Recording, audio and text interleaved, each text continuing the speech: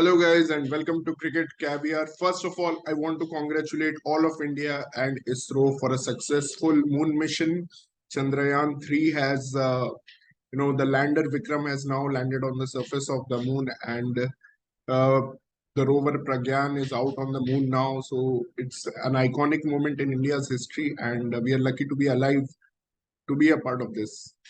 So I'll be talking about cricket again a little bit now that the Asia Cup is coming and the Asia Cup squad has been announced.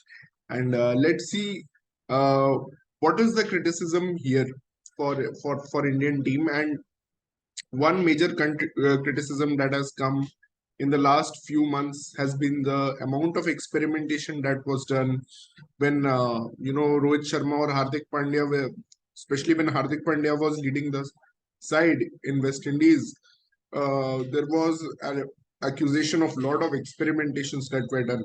So let's get into the depth of it now. Let us see what happened since Rahul Dravid has taken over. Has Rahul Dravid experimented a lot, or has he not experimented in the past year and is now, in a way, trying to overcompensate for lack of experimentation that was there in 2022, and is now suddenly, with a few injured players, India is trying to have the answers for who will be those critical replacements. So let us get into it, and I'll be sharing my screen. So we'll be going into this. So obviously this is the Asia Cup squad now. Rohit Sharma is there, Shubman Gill, Virat Kohli, Shreyas Iyer, who has fully recovered from an injury. Surya Kumar Yadav is there, Tilak Verma, KL Rahul, Ishan Kishan, who we are not yet sure whether he is going to play as an opener or as a wicket keeper, middle order player, because KL Rahul, it seems, has got another niggle now. So we're not sure there. Ravindra Jadeja, Shardul Thakur, Akshar Patel, Kuldeep Yadav, Jasprit Bumrah, Mohammad Shami, Mohammad Siraj, Prasidh Krishna, and traveling standby player, most importantly, is Sanju Samson. Now, let's get into the depth. What happened since Rahul Dravid took over? Of course, when he took over in 2021, late 2021, India's focus was more on T20 World Cup because we had just lost to Pakistan for the first time ever in any World Cup fixture. And the focus was the World Cup, which was going to happen the very next year in 2022 in Australia, and whether the team was ready for it.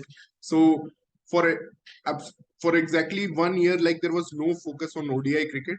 We were playing some ODI cricket, but there was very less focus on the ODI cricket, and a lot of players were rested. Um, uh, they were not given. They did not take ODI cricket seriously, I must say, because the preparation for this World Cup started only in 2023. When it's the World Cup year and you start the preparation in the same year. So I'll just take you from to the start. Now, what's the reason for this instability now that we are going through in the Indian team? One is KL Rahul's injury. That has been a major concern, and this has happened regularly with KL Rahul. Just before the 2022 T20 World Cup in Australia, he was injured there as well, and he just came back for the Asia Cup and played a few ODI games in Zimbabwe as captain. But again, you see, there was not much preparation or complete fitness going into the tournament. And again, this has happened. It happened during the IPL. Shreyas Iyer getting injured, another tragedy. He has been the leader of Indian batting lineup in ODI cricket. I can say for sure, like if you see the last 3 4 years of performance, the one guy who has been consistently delivering in ODI cricket is Shreyas Iyer.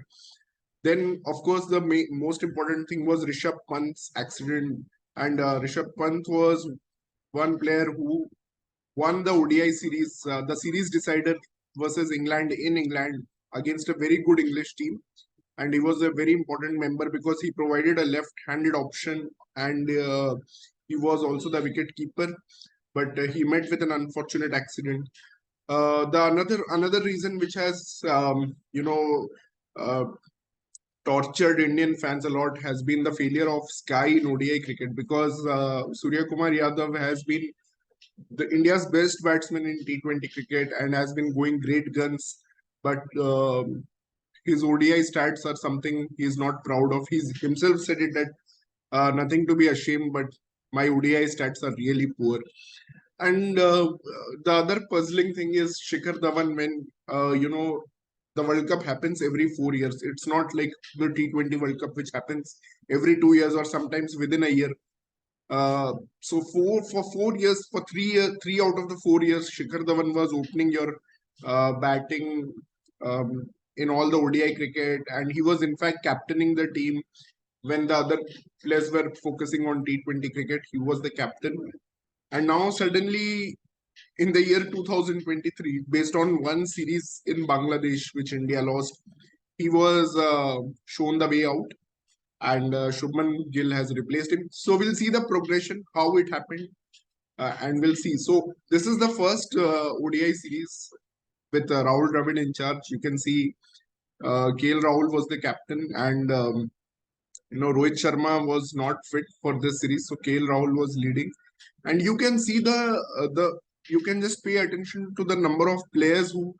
I'm just focusing on the batting order now. Let us keep the topic of Indian bowling for another time. You can just see that Ruturaj Gaikwad is in this squad. Ruturaj Gaikwad is in this squad. Ishan Kishan was in the squad. Um, Obviously, you had the other regulars as well. But when it comes to, there is no Surya Kumar. There is Surya Kumar Yadav in this squad, but he was not playing in the initial two games. You had Rishabh Pant at 4.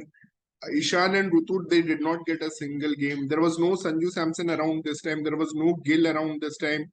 Pandya was, as usual, he was injured during that time. And there was no Jadeja. So Surya Kumar Yadav actually replaced Venkatesh Iyer for the last ODI, but there was no other experimentation. I mean, India could have easily tried Ruturaj Gaikwad in this series instead of and given rest to Shikhar Dhawan for one of the games, but they did not. They did not even try, and they could have tried Rahul in the middle order, but they did not. They could have tried Ruturaj Gaikwad easily in this series, but they did not. So that's the takeaway. And we lost this series 3-0. There was a dead rubber. There was a great opportunity to try a lot of things in the dead rubber.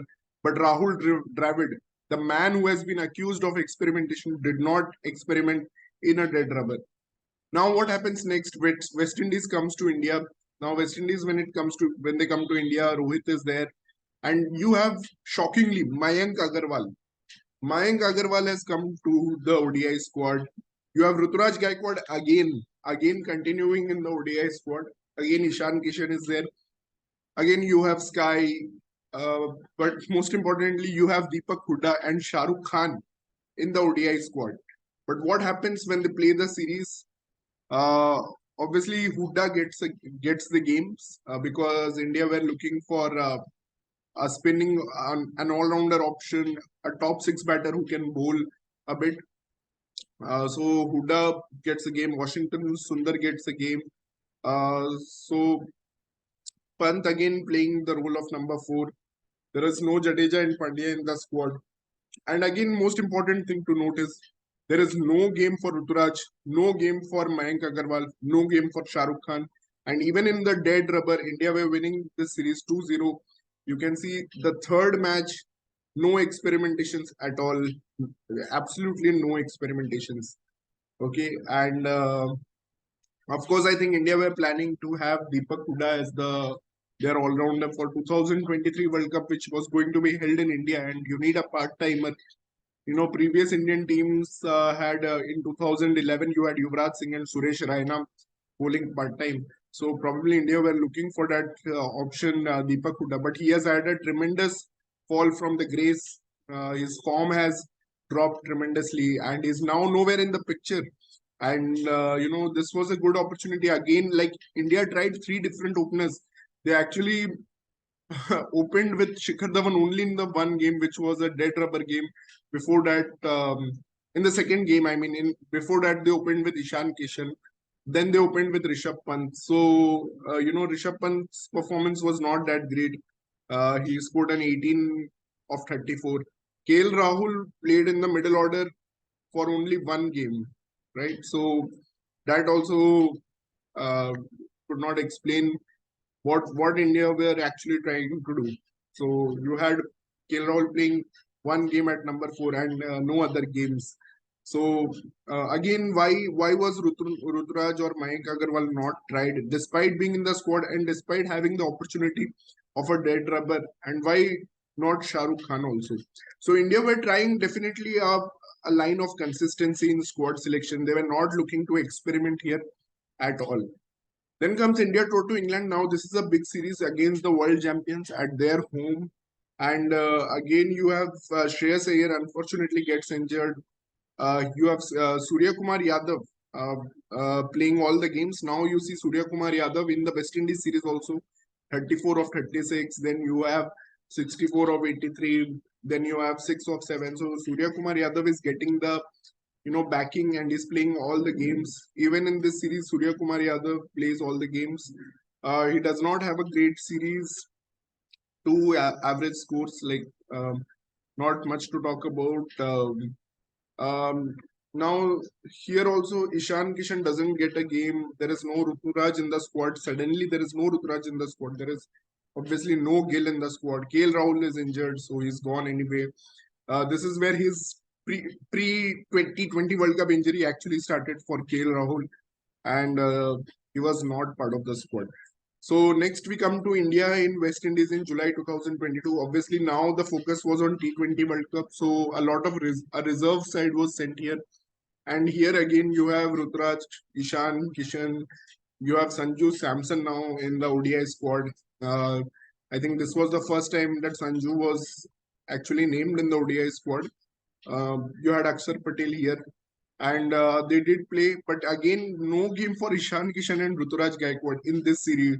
So there was clearly no experimentation again. And despite India winning this series 3-0, you could see that no experimentation again. And Pant was not in the squad, Jadeja. And Akshar and Huda actually played all games. So India were clearly looking at Huda for 2023 World Cup. But again, why no games for Rutraj Gaikwad? And why was Ishan Kishan not tried as an opener?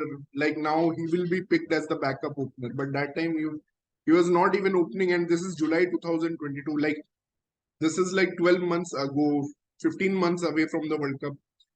Ishan Kishan was not tried. Rutraj Gaikwad was not tried. So why that didn't happen? And again, India go to Zimbabwe with this Kale Shikhar Rutu Gill. First time, obviously he opened in the West Indies. Also, he opened in well in West Indies. He got some good scores in West Indies. Then he was again picked for Zimbabwe series, and again India with almost a similar lineup. Here Rahul Tripathi comes and gets no games, and again Ruturaj Gaikwad gets no games. Okay, so no games for Rahul Tripathi and Ruturaj Gaikwad. Huda again playing all the games, shows how serious India were about Deepak Huda to get some game time. Here you have KL Rahul opening the batting without any. He just wanted to get some time in the middle before T20 World Cup. He was unsuccessful in doing so, and yeah, you had Shubman Gill with a very good 100 from number 3 position and a very good 80 opening the batting, and Sanju Samson doing well. You had Deepak Hooda not doing so well. So this was the confusion. Then South Africa comes to India in September. Now the T20 World Cup is in October, and India wants to send another reserve side. Again, you have Ruturaj Gaikwad, Rajat Patida, Rahul Tripathi. Again, you have this kind of squad. You have Shahbaz Ahmed, you have Ishan Kishan, Shubman Gill. You have Shikhar Dhawan and Gill opening for all the matches. Okay, and Ishan Kishan actually plays number 3 or number 4. Ruturaj Gaikwad did get a game here at least. He gets one game, performs really poorly. Only one game, and he scores 19 of 42 with a strike rate of 45. And Ishan Kishan plays at 4, 3, and 3. So, and again now Huda was not included because he was obviously practicing for T20 World Cup. And Ruturaj Gaikwad getting dropped after one game. Shreyas and Samson actually played very well, and Sky was also preparing for T20 World Cup, so he was not there in this squad, as well as he was not there in Zimbabwe also. The focus was on T20 World Cup. So obviously no Jadeja and Pandya anywhere near the ODI squad during this time. And now India goes to New Zealand. This is shortly after T20 World Cup. And now the serious preparation starts for 2023 World Cup. India have been eliminated in the semi-finals of T20 World Cup by England. And you can see there was some seriousness, like Pant was there, Samson, Sky, Huda comes back again. As I said, he was very critical for India's plans till 2022. And obviously, Shikhar Dhawan was also critical. Um, here you get Dhawan performing well actually. Shubman Gill getting 150. Surya Kumar Yadav plays all three games. You have Pant uh, playing. So again, no Jadeja and Pandya, and only one match was given to Sanju Samson for some reason. He was not given much games here. He played one game, he scored 36 for 38, which is decent. But I guess India wanted to try Deepak Huda. The effort was to try Deepak Huda and get him ready for that 2023 World Cup. And next comes the most important tour where I think a lot of fortunes turned, which is India in Bangladesh. And you can see Rohit, Shikhar, Ishan, Virat, and Sky and Sanju, two players. There was a big furor on the internet that these two players were dropped. Like India seemed certain that we'll have this lineup going forward, and suddenly you also see there is no Deepak Hooda in this lineup. So yeah, I didn't understand. There is Rahul Tripathi and Rajat Patidar who have not been tried till now. You can see there is no Rahul Tripathi anywhere. Uh, playing, even if no games for Rahul Tripathi and Rajat Patidar anywhere till now, and suddenly they go to Bangladesh to play some ODIs. I don't know what was the no games to Rahul Tripathi again in Bangladesh. Of course, Ishan Kishan is not tried in the first two games. In the third ODI, he scores 200 runs, but India loses this series, and again you see Akshar Patel was now being thought instead of Deepak Hooda that he would be a more useful player because Deepak Hooda had failed, his form had dropped off. There was also a thinking of Washington Sundar, can he be important? But this was another good series for Shreyas Iyer. He played well. Kohli made a comeback. He made his first century after a long time. Then comes Sri Lanka in India, and you can see Rohit Gill, Ishan. This is where the doors were shut on Shikhar Dhawan because you can see in Bangladesh he had a poor performance, 7-8 and 3 runs. So three failures for Shikhar Dhawan, and he was gone. 3 years of preparation totally gone, and you have suddenly Rohit and Gill opening. That means India did not believe in a lefty righty opening. Uh, just on the basis of those three failures by Shikhar Dhawan, they now had a righty-righty combination. And you can see what happens here again. Ishan Kishan, you cannot see any games for Ishan Kishan here. Again, after scoring a 200, no games to Ishan Kishan. So where was the experimentation? You had Rohit and Shubman playing well. Obviously, Shubman Gill played very well in this series. You had Rahul keeping, and this was post the Rishabh Pant's accident. So you had now Rahul seriously now as a keeper, and he was doing well, but at a lower strike rate, I must say. So obviously Jadeja and Pandya's this was the first series back for Pandya, and because Shikhar Dhawan was leading till December, and Rohit Sharma came back for Bangladesh series. So Pandya was back now, and Shikhar Dhawan, who was the captain in New Zealand, just a month before this, was actually not included in this series. And when it just the next week, New Zealand again visits India, and you have uh, this set of players again. Rajat Patidar, I don't know what he is doing. You don't have Rajat Patidar. versus Sri Lanka. But against New Zealand, you include Rajat Patidar. Now, Indian team is confused, but they are not experimenting at all. They are not. Rajat Patidar again not given a single game, and Ishan Kishan was given game miserably fails in the middle order.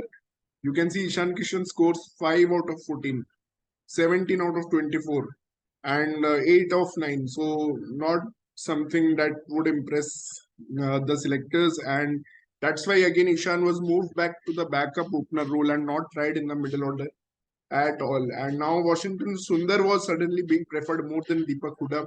He was getting some games here, and Surya Kumar Yadav again was being repeatedly tried, but he was not successful. Then comes Australia and India. This is a crucial series, and Surya Kumar Yadav still being back. Aksar and Washi are now back in place of Deepak Hooda, and Jadeja comes back. Of course, he came back in the Border Gavaskar Trophy after a long layoff. He comes back. You have Sky being tried at number 4 with Rahul at 5. No absolute failure from Sky in this series. He is LBW Stark. This was very painful to watch. He got 3 ducks, 3 golden ducks, in fact, 2 times to Mitchell Stark and once to Ashton Agar. And his ODI numbers are absolutely poor now. KL Rahul does well in one of the matches. You had Ishan Kishan opening in one match, did not succeed. Then again, they went back to Rohit Shubman, and the thing just goes on and on. Like there was some experimentation, some forced experimentation. Still, we don't get a clear picture. One of the main reasons is Surya Kumar Yadav's failure. He is not able to cement any of the positions, 4, 5, 6, whatever position they are batting him. He's not able to, capitalize on any of those positions. India goes to West Indies now with the very recent, and Ishan Kishan is now being slotted after the failures in the series which we talked about, New Zealand series. Now Ishan Kishan is being slotted purely as an opener. So Ishan Kishan only opens. Samson is back suddenly when people talk about his average, he's suddenly back. And Ruturaj is back after being announced as the captain of Asian Games. He's suddenly back into the ODI team. And obviously Jadeja and Pandya are back. So we see Ishan Kishan and Shubman Gill opening as Rohit and Kohli were demoted or not included in the 11. Rutu gets a chance again after so many days. Finally, Ruturaj Gaikwad again gets a chance. He scores a 8 out of 14. Sky again failing regularly, and we don't know what to do. Samson does well in one of the 2 games that he plays. Ishan Kishan does well at opening.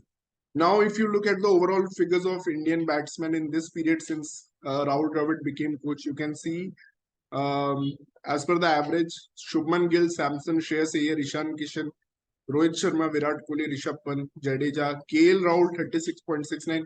Even though with all the good performances that we are talking about, the average is lower. Although he has opened, also the other players didn't get much chance, and he plays at 5, so he has more chance of finishing not out also. So this is what it is. Shikhar Dhawan average is low, definitely. And when it comes to strike rate now, if you see Rohit Sharma is on the top of the chart. You have Akshar Patel with a good strike rate, Shubman Gill, Ishan Kishan, Samson, Kohli, Pandya 98. So all these people have strike rates around 100. Surya Kumar Yadav 2. Shreyas Iyer strike rate 92. But what is shocking is KL Rahul strike rate, which is 78, which is quite low. Quite low. And I don't think only Deepak Hooda and Washington Sundar have lower strike rate than no, even they have higher strike rate than him. So there is no actually, except Jadeja and Venkatesh Iyer. I think Jadeja's strike rate is quite shocking, which is even lesser than 60. So that is a bit shocking. Now I did one thing, like I multiplied the average and strike rate during this period, and you can see who are the top batsmen. Now Shubman Gill is the top batsman. Sanju Samson is next. Ishan Kishan is the third. Rohit Sharma is next. Shreyas Iyer, Virat Kohli, Pant. So in the top 5, you can see you have Sanju Samson and Ishan Kishan in the top 5. But most probably these two will not be playing for us in the World Cup, even though they are in the top five of the batting order. I agree, Ishan Kishan's positions, he has not been a success at number four, but at least Samson was a success at number four. If you see the internationals, again, Josh Butler leading, Shubman Gill second. You have South Africa has so many batsmen. They have Klaasen, they have Rassie van der Dusen at number 13. They have Temba Bavuma. They have David Miller at in the top 10. So South Africa is underrated. I'll say again South Africa is underrated. You have Babar Azam, Shadab Khan, and Imam ul Haq from Pakistan. You have Travis Head. You have Australian Cameron Green is there. Travis Head, Cameron Green is there from Australia. So everyone has a few players. India obviously has Shubman Gill. Rohit Sharma is just in the top 20. But most importantly, you have Sanju Samson in the top 10. But he's only a traveling standby player. And now Tilak Verma has suddenly come into the squad and he has not even made his ODI debut. But now the focus has suddenly been on the left-hander in the middle order is required, because obviously you will have leg spinners, you will have left arm spinners. Now suddenly India is focusing on left-handers and there is so much focus on the matchups, just like the 2022 T20 World Cup, where everything was about the matchups. But when it came to the semi-final, Surya Kumar Yadav comes before Rishabh Pant to face Adil Rashid. It's the same thing happening again. Too much focus on the matchups, and I certainly feel, going by the ODI stats purely, we need to differentiate between formats of ODI and T20. And definitely, I felt Sanju Samson warranted a place here, and I think Ishan Kishan warrants a place as an opener too in this squad. I think Rohit Sharma should play at four. If Shreyas Iyer is not fit, Shreyas Iyer probably should play at five. Sanju Samson at six. So this should have been there, but now we have to accept that we are probably taking a chance playing KL Rahul, and making him keep for 300 balls is going to be an assignment. But we are going to take the risk. And Shreyas Iyer, I do believe he is fully fit, and the trust shown on him is totally validated, because he's been India's top ODI batter in the last 3-4 years. But I can't say the same for KL Rahul. Although he has won a few matches, but I feel his strike rate, as you can see the numbers, and you can see in this list of ranking, KL Rahul is like out of top 10. He's even below Akshar Patel and Hardik Pandya. When you multiply strike rate and average, he comes below Akshar Patel, he comes below Hardik Pandya. So that is, he's near to Ashwin and Deepak Chahar. So that is a bit alarming from KL Rahul. And I feel India has not picked the ideal squad. I don't think India has picked the ideal squad for Asia Cup. And probably this is going to be the squad for World Cup. But it's sad. It is sad because the stats were not seen and experimentation was not done when it should have been done. But later now, in the stage of panic, we have been doing a lot of experiments. So that's it from my end. What do you guys think? What is your opinion? Please let me know in the comment section. Whether Sanju Samson should have been included, whether Ruturaj should have been tried earlier, whether Deepak Hooda should have been stuck with, if we could stick with Sky for so long with non-performance, and Sky and Tilak being a fresher, he has come into the squad and is going to be probably in the World Cup squad. So should the same chance not have been given to Deepak Hooda, and he can especially bowl? And why not Ruturaj Gaikwad and Rajat Patidar and Rahul Tripathi? Why were they not experimented with in 2022 when you played so many dead rubbers? No, guys, please let me know what is your point of view. Keep following and subscribing my channel Cricket Caviar for more such content. Thank you, guys. We'll meet soon.